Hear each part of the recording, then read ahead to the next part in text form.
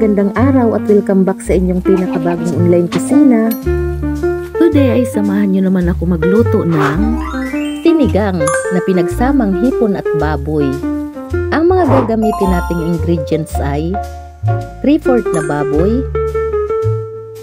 1/4 na hipon, kangkong, sitaw, gabi, labanos, okra, siling haba, kamatis, 1.5 kutsaritang asin at 1 kutsaritang paminta, tig-isang sachet ng magic sarap, nor cubes at sinigang mix o iba pang paborito ninyong pangpaasim.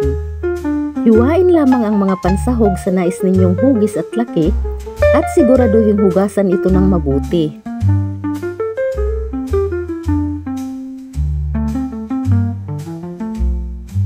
Pagkatapos ay magpainit na tayo ng mantika sa kasirola o kaldero over medium heat.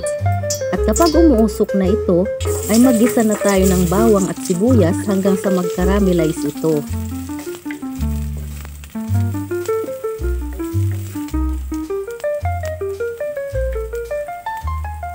Then, ilagay na natin dito ang baboy at igisa ito ng may asin, paminta at nor cubes.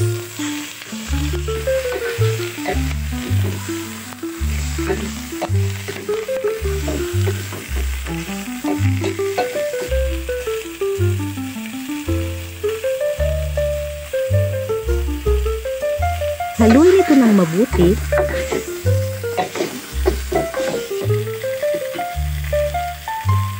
at lagyan ng 1 cup ng tubig at isangkot sa ito ng mga 10 minutes.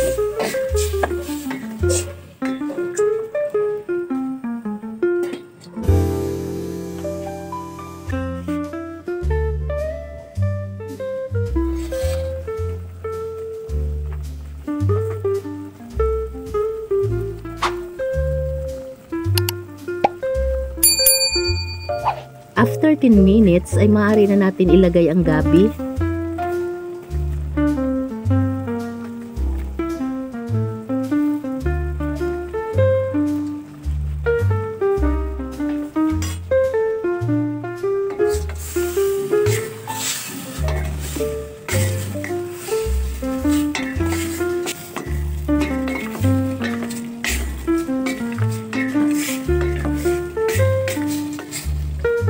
Dagdagan ng mga 1 litrong tubig o depende sa nais ninyong dami ng sabaw.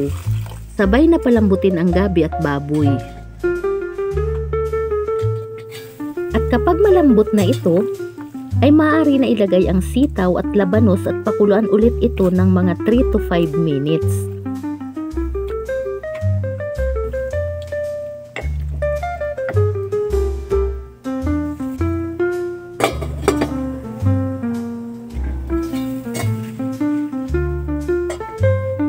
And after 5 minutes, ay idagdag na ang okra, siling green, kamatis,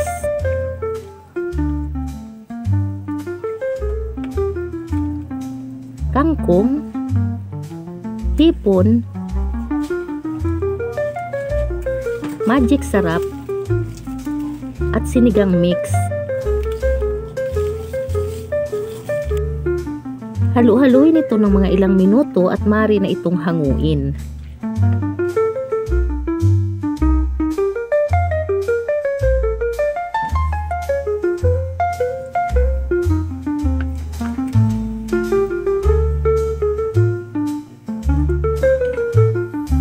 At eto na ang ating sinigang na pork and shrimp.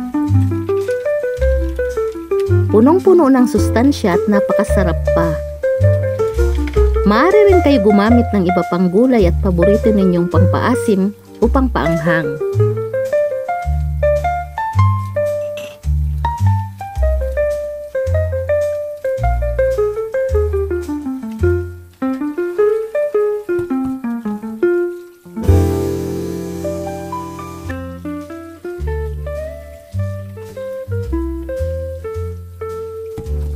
Kaya kung nagustuhan nyo ang video natin ngayon, baka naman may pa isang like and comment ka naman dyan sa video na ito.